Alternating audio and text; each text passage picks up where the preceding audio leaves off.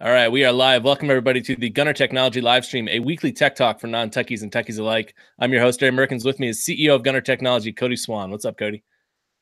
Not much. Just doing a little bit of last-minute Christmas shopping on some stuff, and just Any last minute lights going up on the house? I did a little bit of that last night.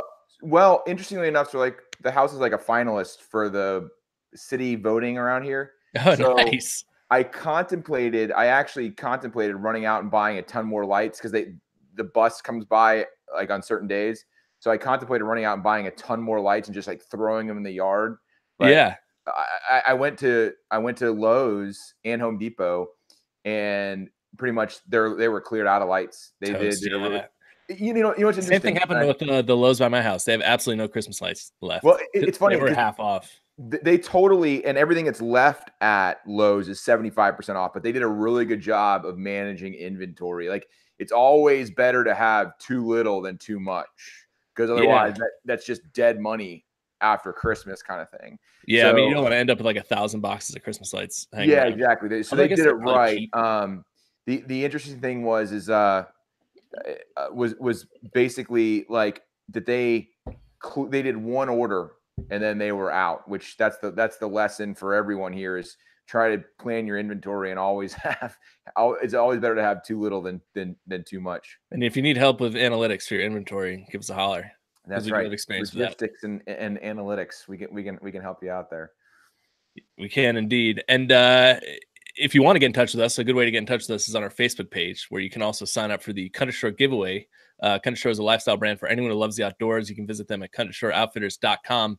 And the winner this week, who I should have looked up beforehand. Do you want to do the question of the week while I look up the winner of the Country Store giveaway? I do want to do the question of the week. I do want to do it. Remembering what it was, because usually we're very prepared today. When you do the winner, that's my cue to actually open up Facebook and see what the question of the week was last week. That's my cue. So okay, yeah. Well, here we go. The winner of the Country Store giveaway this week is R. Mercer. I usually do first name and last name, but now I can't do it because then it's going to be like the Simpsons bit. That's where it's like L. Simpson. No, that's too obvious. We'll call it Lisa S. Well, Mr. Mercer from Tallahassee, Florida, you have a Country Store hat heading your way along with copies of our ebooks. So but congratulations. You don't have a quarterback for next season. So whoa, that's a deep burn. Francois is gone. I'm not sure we needed to play that card. Jeez, it's Christmas, Cody.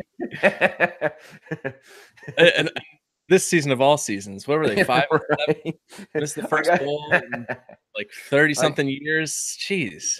Gotta get them in while I can. Yeah, they're never down, so we gotta live it up this year. That's right. That did give me enough time to check into what the question of the week was last week, which was, did you send a Christmas or holiday card this year? Again, we're doing if we were odds makers, we'd be doing really well these past 2 weeks because we got a pretty 50-50 split again this time. And I'm in the yes category. So I sent a Christmas card for the first time this year. So I'm in the yes category. Is Christmas cards a thing now? Oh, gosh, I'm sure. Oh, it definitely is. I know it is. Those don't count. Sorry. Those don't count, right? No. Yeah, it has to be like a physical card. That's right. To count as a Christmas card, right? Yeah, absolutely. Absolutely. What's the question for next week? The question for next week is, what's the best gift you got? What's the best tech gift you got on Christmas? Oh yeah, because it'll be 2 days. It'll be 2 days after Christmas. That's a good one. I'm gonna go with that. I was gonna say, did you get any strictly virtual gifts this year? Okay, that's a good one too. But we can make it both. It's Christmas. What's that? It's Christmas. It is the time of miracles. We could do both. True. A miraculous two questions. Yeah. So 2-part question. There we go. What was the best gift you received? And did you get any purely digital gifts? Would that be like a subscription? A subscription, or maybe like a Tamagotchi pet? Hello, 1998. Is that still a thing? Oh man, were those little handheld things, right? Yeah, like if you don't feed them, they die. Yeah. That was a good life lesson. Yeah, yeah. You know what? I think I blame Tamagotchis for the uh, apathy that the millennial generation shows, because they basically learned that allowing your pets to die from neglect is no big deal. So I think they're kind of numb. It taught him like the opposite. I that could be the case because my sister got she got a Furby one Christmas, and do you remember Furbies? Those Oh really gosh, little things. yes, I do. And it made so much noise, and she grew so tired of it that she just put it under the bathroom sink and like just closed it in there, and Oh, would only take it out occasionally. So that was a oh. good lesson in how to care for your pets. My sister got so annoyed with the Furby one time that we, with her urging, we removed the fur from the Furby and buried it. So Just buried it alive. That's a good lesson. That I don't know. explains so much. I don't know if a Furby can survive without its fur. So I don't know if it was actually alive when it was buried, but yeah. It was just a bee at that point. Yep. And then it's so funny that you brought that up, because I was somewhere with my dad, and randomly there was wherever we were, he owned it. It's an unboxed Furby. It was just sitting there. He's like, "You remember this?" I'm like, "I do remember that." That might sell for a mint on eBay. How much is an unopened Furby worth? Well, while you look that up, I'm going to dive into this week's episode, which is actually topical for speaking of Furbies. How much is it? Going for between $500 and $800 on eBay. Nuts. I told him, man. I mean, that is crazy. If I could go back in time and just buy all that crap and just hold on to it, man, Seriously. it would appreciate in value. But Furbies were incredibly popular. I mean, the company that made them was incredibly successful with growing their business. And I'm not actually sure who made Furbies. But that is actually the topic of the day today, is how to grow your idea. So last week we talked about marketing, I think, right? Which sort of leads into how to grow your idea. A huge part of making your idea successful and growing your audience is going to be getting the word out. So maybe that's a good place to start. Yeah, and actually, Furby is a true entrepreneur story. It was started by a guy with the last name Levi. Bill Furby. Last name Furby, and he covered himself in fur. And he was also the first furry, actually. Yeah, he wanted to make it socially acceptable, so he invented the Furby. That's right. But he brought it to Tiger Electronics, and it was purchased by Tiger Electronics and then purchased by Hasbro, which I guess still owns it. Actually, Hasbro lost the rights in 2007 and then repurchased the rights in 2012. So I guess per this story, a huge part of growing your idea is just selling it quickly. Yeah. Selling it as quickly as you possibly can. You joke, but like, and I made the joke before off air before we started when you said just reminding the topic of the day is growing your business, and so basically I was like, so you mean just throwing a bunch of money at it?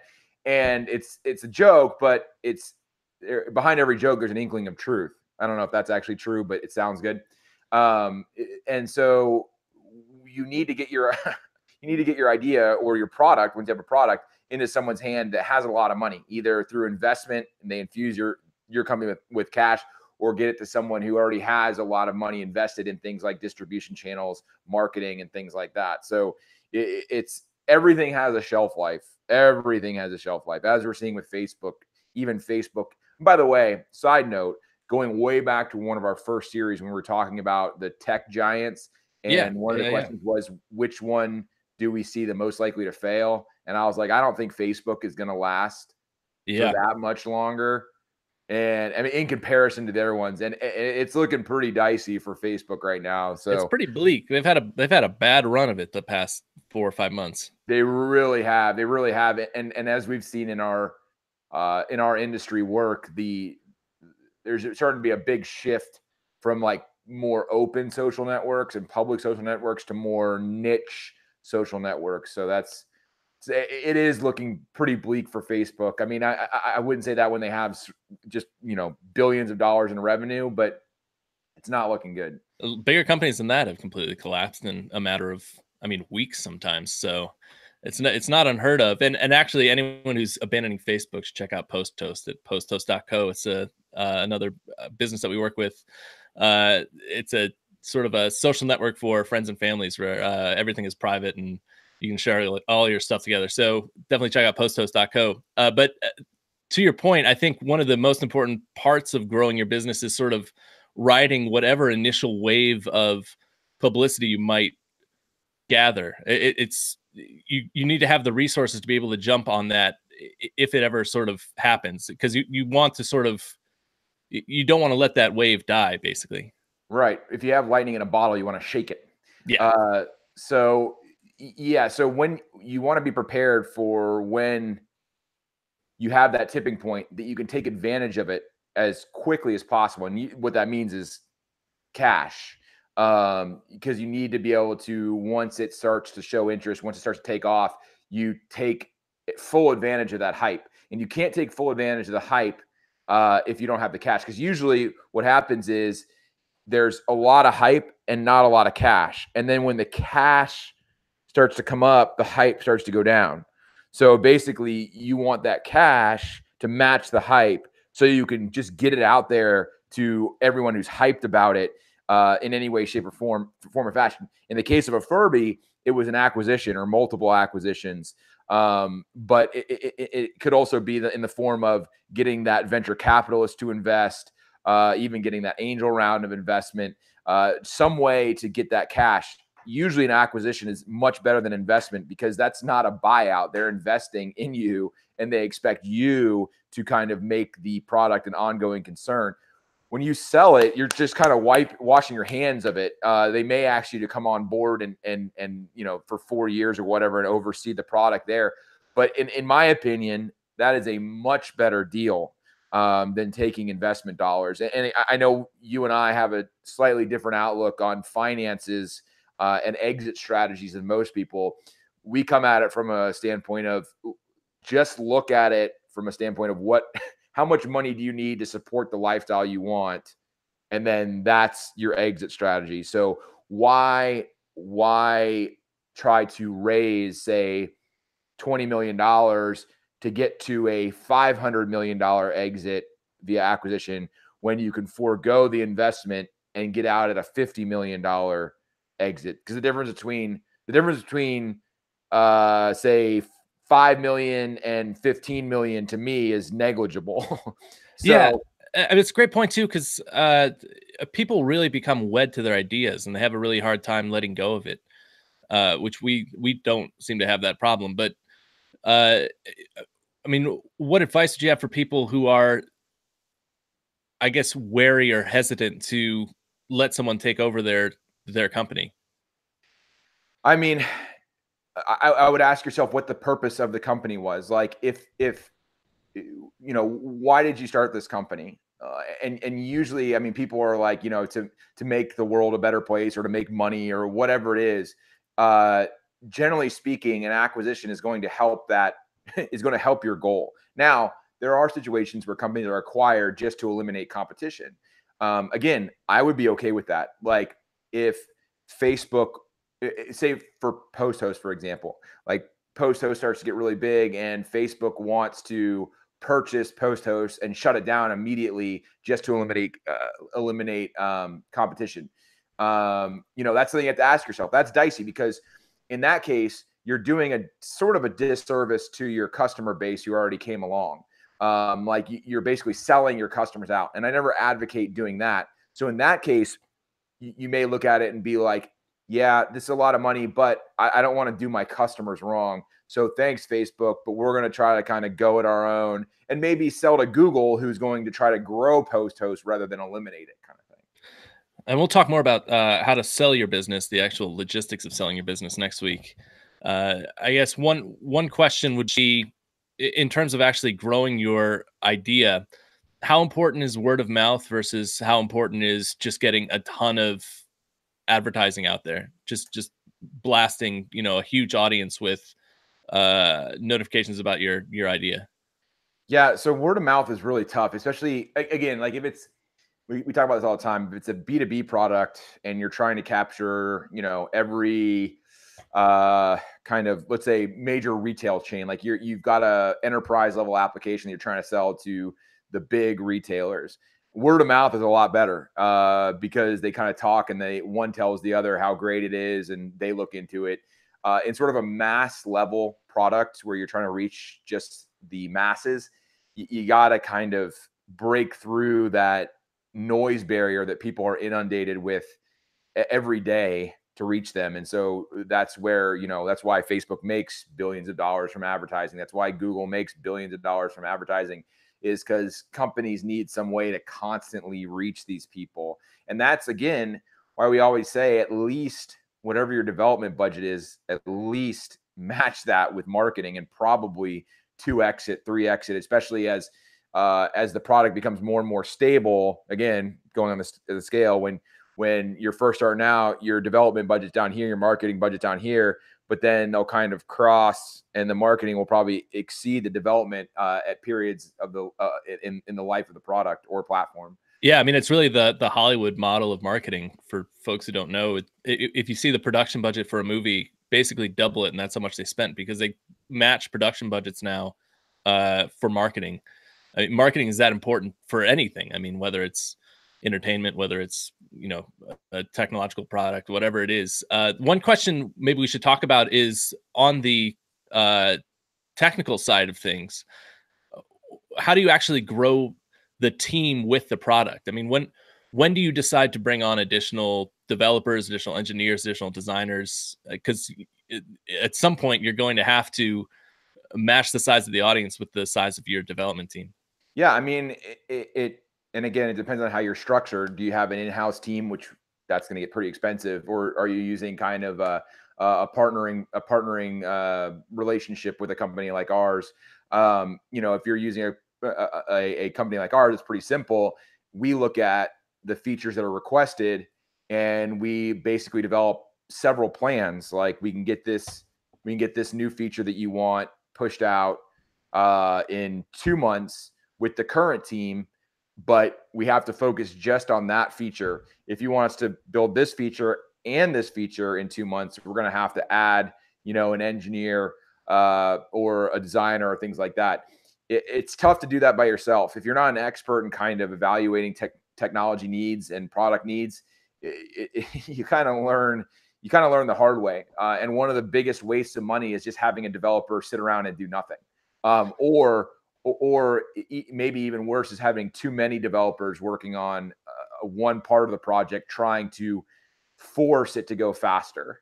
We talk about this all the time. There's diminishing returns to resources. You have to kind of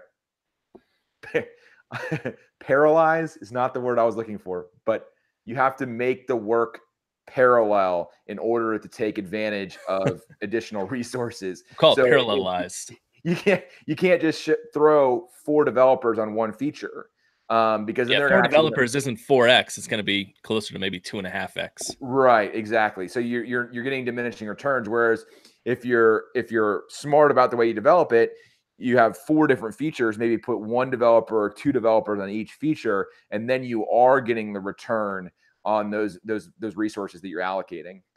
Is the reason that so many companies still go with the in-house development teams just the legacy? Is it a control factor? Because the partnership model seems to me to make so much more sense, where you can ramp up resources as needed. You might get a ton of publicity for something. You said, we want to jump on this. We're going to build out a bunch of new features and sort of just keep stuff rolling, constantly have updates for the next half a year. We're going to need, 10 developers instead of 4 for the next 6 months, and then spin it down at that point once you've grown an audience. What companies still to this day do is they get a little bit of publicity and immediately hire 10 developers. And then 6 months later, they have 10 developers and basically nothing really to build out. And they're stuck with these developers, and it's tough to get rid of people at that point. I think it's an artifact of the early 2000s, where kind of VCs really wanted you to have your team. They wanted to invest in a team kind of thing. They didn't want outside resources. Same thing with like an acquisition. The acquiring company wanted to acquire all of the assets of the company, including the intellectual talent that built the product. That has since changed a lot in the fact that VCs recognize that it's more efficient to go with a partnering relationship and acquiring companies now.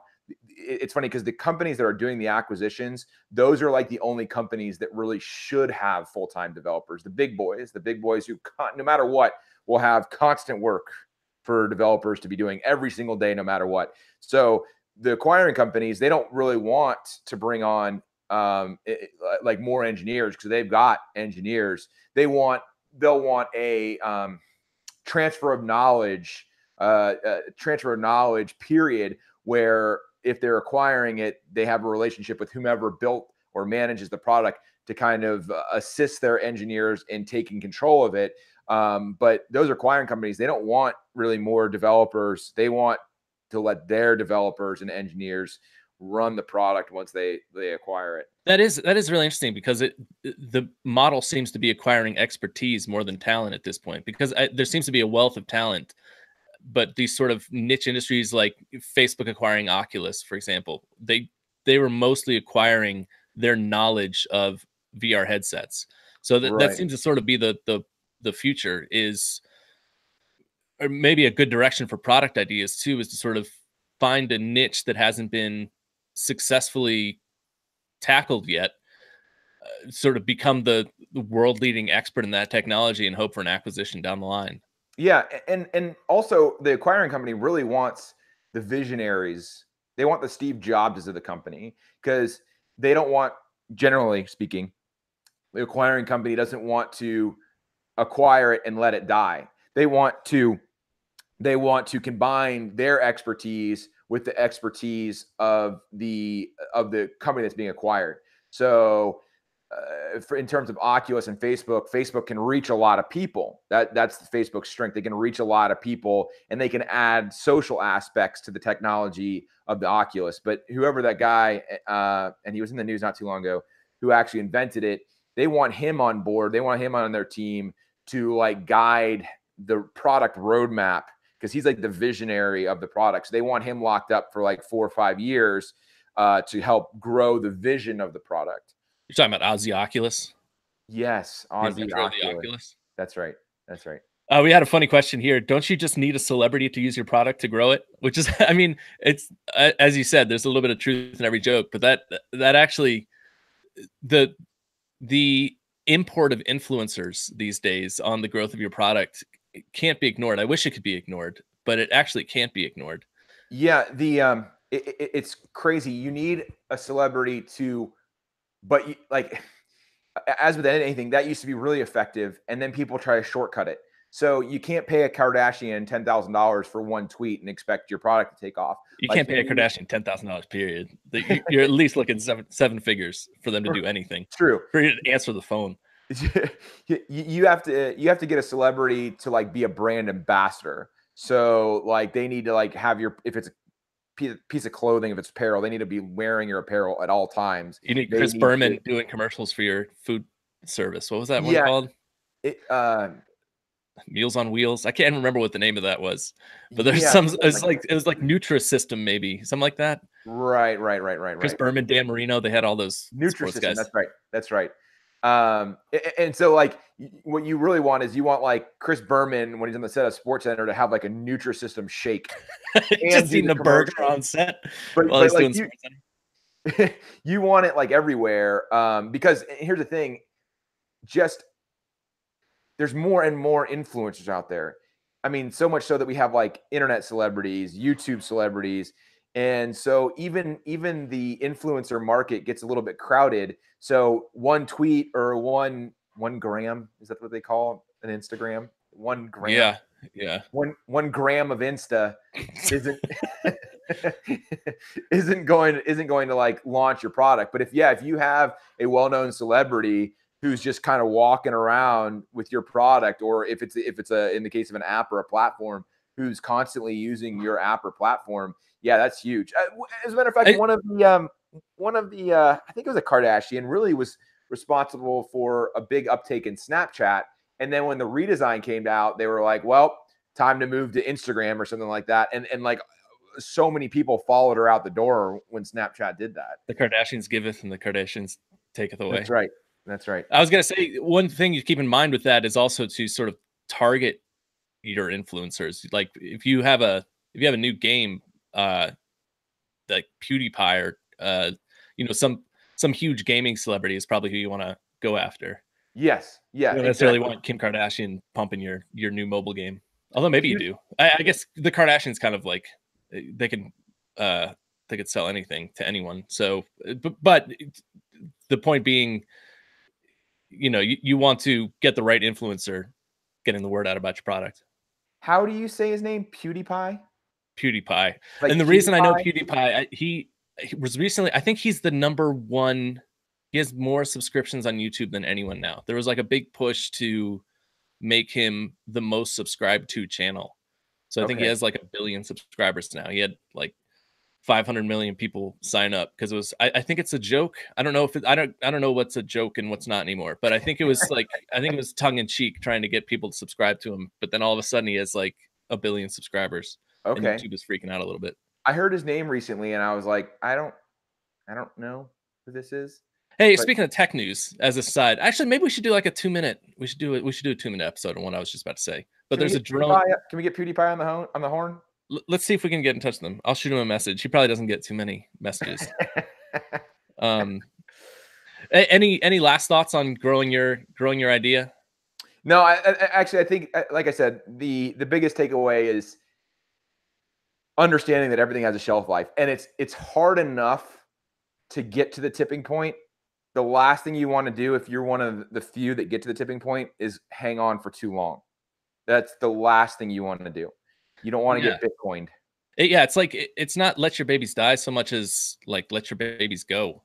Right. Like just don't be like an Oedipal mother and just hang on for forever. Like sell your child, abandon your boy. What is it now? I heard this expression. Let them go off to college and get. It's like how it was a phrase that was saying that people go to college get turned into liberals. They get turned into liberals. It was gosh, like the opposite of inoculation. I can't remember. It was so weird. It was the weirdest. It was. I have to know what this phrase is now. But yeah, I was like, really? That's what we're calling it now. Wow, that's tough. Yeah. While you look that up, I'll do the I'll close it up here. That's gonna do it for this week's episode of the Gunner Technology Livestream. We'll be live again next Thursday at 1 p.m. Eastern. Make sure to hop on our Facebook page and sign up for the Country Store giveaway. Country Store is a lifestyle brand for anyone who loves the outdoors. You can visit them at countrystoreoutfitters.com. And while you're on our Facebook page, answer our question of the week, which is a 2-parter coming up after Christmas. And remind us again what the 2 parts are. It's what was your favorite gift? And did you get a gift that was purely digital, right? Yes. Radicalized. Colleges are radicalizing. Radicalized. And really? To me, that's kind of a loaded term.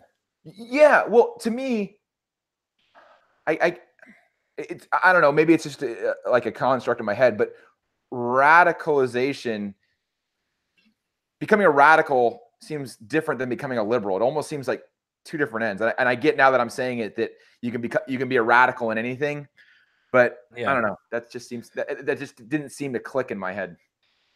Interesting. All of our college friends who are getting radicalized, make sure to tune in next Thursday, 1 p.m. Eastern time for the next episode. You can check out the blog post for this episode at gunnertech.com. You can check out our ebooks at iBooks, Barnes & Noble, Amazon, Kobo, and anywhere else ebooks are sold. The podcast for this episode will be available on iTunes. That's going to do it for this week's episode. Check us out next Thursday at 1 p.m. Eastern time for the next episode of the Gunner Technology Livestream. I'm Derry. That's Cody. We'll see you next week. And Merry Christmas.